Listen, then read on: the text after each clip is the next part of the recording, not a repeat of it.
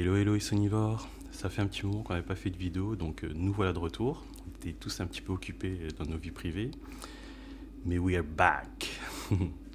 Donc voici un produit un peu particulier, très marché de niche forcément, mais on aime bien. C'est le V-Log Monitor de chez Sony, sous la référence XQZ IV01. C'est un moniteur qui est compatible Xperia Pro I, Xperia 1.4 et Xperia 5.4. Officiellement que ces trois appareils. Après, peut-être qu'il est compatible avec d'autres produits, mais on ne sait pas plus. Si lors de tests on trouve d'autres produits compatibles, on vous le dira. Alors, il fait partie de ces nouveaux produits où on a une politique éco, friendly, carton très fin. Et particularité de ce produit, je vous fais un rapide tour du proprio, comme d'hab, c'est qu'il est un des rares produits Sony à être made in Japan. Made in Japan. Bon bah, attaquons le boxing.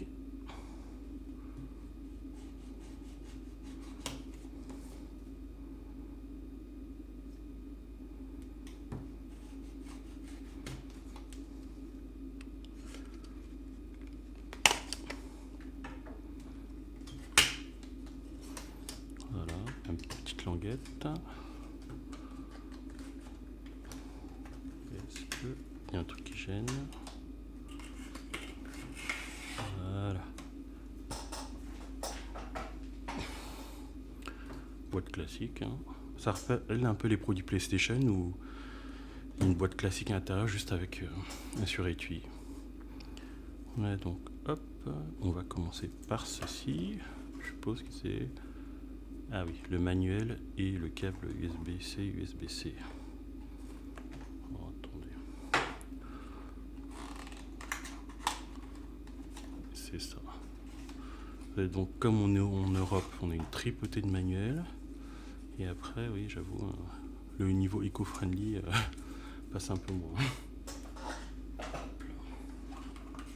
Et le fameux câble USB-C, USB-C pour raccorder le moniteur à l'Xperia. Logoté Sony quand même. On verra tout à l'heure. Qu'est-ce qu'on a là? Ah, emballé dans du papier de soie. Ah oui, c'est le fameux grip. Porte-accessoires. Oh waouh. Super bonne qualité. Le truc en métal. Super beau. Ça respire la solidité. C'est en métal, ça me fait penser à un autre produit Sony que j'ai déjà vu dans cette... Ah oui, je sais ce que c'est. Je vais vous le chercher, je reviens tout de suite.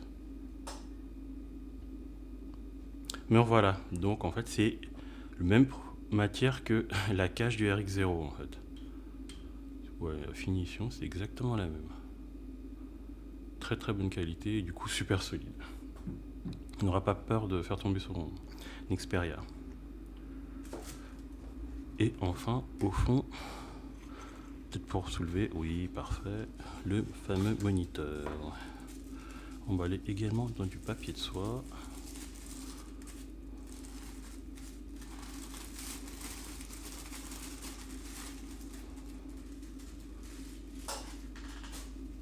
Hop là, on va virer la boîte. Alors ça par contre, j'ai l'impression que c'est en plastique. On voit, ce qu'on voit, oui, Made in Japan, un des rares produits encore. Il y a une tripotée de boutons. Alors le bouton on-off pour allumer, flip c'est pour l'effet miroir, inversé, etc. Et luminosité de l'écran. Le logo Sony, en bas il n'y a rien.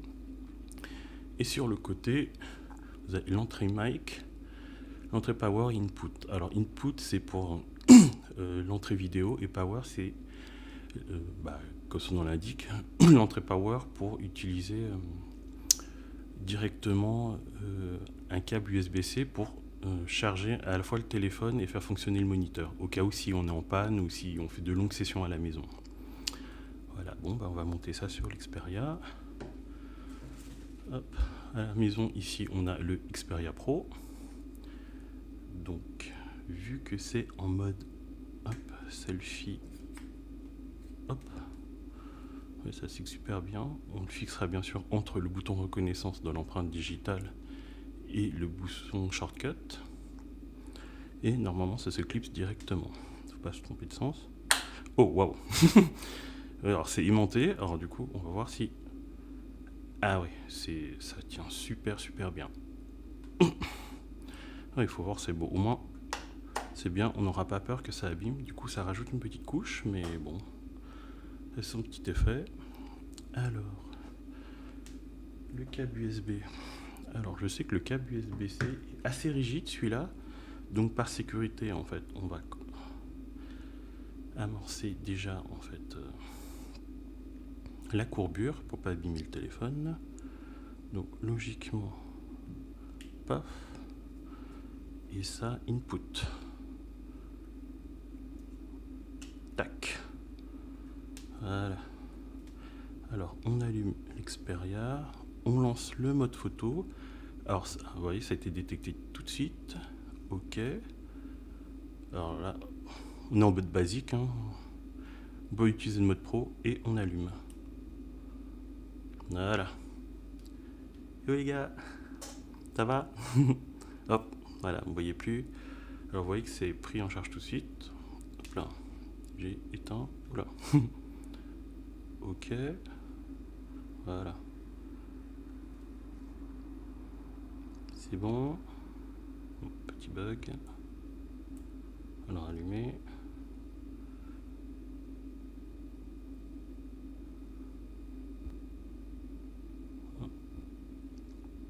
Alors, comme je dis, le bouton luminosité permet de, hop, de régler la luminosité. Alors pour la caméra, on va mettre au minimum du coup. Vous avez 4 crans et le bouton flip. On va inverser la photo. Hop, hop, reverse, reverse. Voilà. Alors le dispositif qu'on utilise actuellement, c'est un XZ1 couplé avec le micro STM10. Donc voilà. Alors, truc cool ici, on a un porte-griffe accessoire pour micro. Donc je vais vous le mettre. Hop. Micro que j'utilise depuis un certain nombre d'années, qui était sorti dans les années fin 90, début 2000, juste avant les années 2000. Pour les Handycam, il y a la version pour enregistrement mini-disque également, mais celui-là, c'est le petit câble court avec le griffe porte-accessoire pour caméra. Il s'agit du ECM MS908C. On branche donc le câble au niveau de l'entrée mic. Hop là. On allume. Hop. Alors là, comme on est en mode basique, vous ne le verrez pas, mais hop, si on passe au mode pro, voilà. Hop là. Alors attendez. Voilà, une fois sur, on voit pas très bien, en mode vidéo pro, vous avez le curseur audio. Hop là.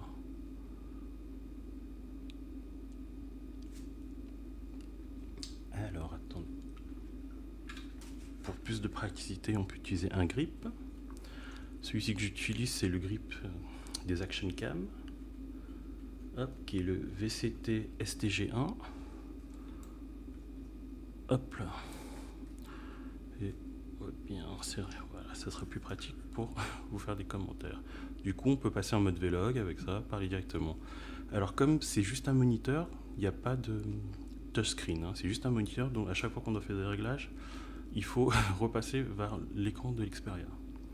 Je pense que c'est une petite gymnastique à faire, mais je pense que pour des reportages, juste le mode basique suffira. On n'a pas besoin de faire 10 000 réglages, surtout que c'est pour du vlog, quoi.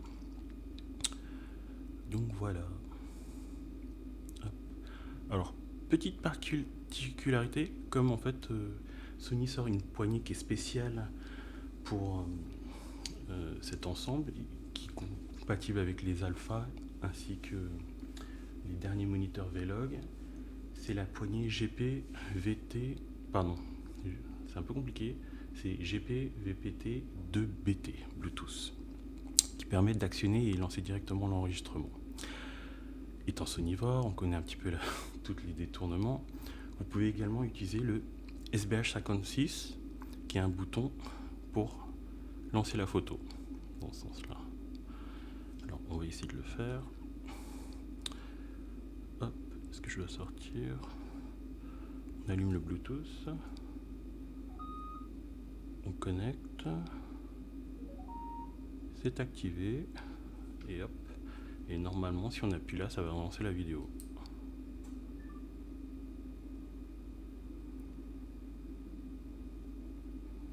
Attendez, je regarde. Alors, je sais pas si on va pouvoir le voir. J'appuie sur le bouton. Et on voit le statut REC, mais on ne le voit pas sur l'écran. Voilà, REC. Si j'appuie, hop, stand-by. Voilà. Du coup, parce que la poignée coûte quand même 150 €, il me semble, aux environs. Donc pour l'instant, on peut faire une petite magouille avec le SBH56, qui est pas mal du coup. Du coup, on peut également faire des photos, hein. Ça dépend du mode. Voilà. Alors, forcément, en mode vlog, on a aussi également un autre accessoire, et du coup, qui est sensiblement égal, qui est le RX02. Hop. Alors là, vous avez la porte-griffe accessoire également. On peut utiliser le micro, mais comme j'en ai pas deux, donc c'est pour vous montrer la différence de taille. On a le même capteur presque, hein, le même capteur, et pour l'utilisation est sensiblement égale. Le seul défaut du RXO Mark II, c'est que vous n'avez pas de stabilisateur au niveau vidéo. Voilà, on va faire quelques tests et on vous donnera notre avis dessus. Mais à voir.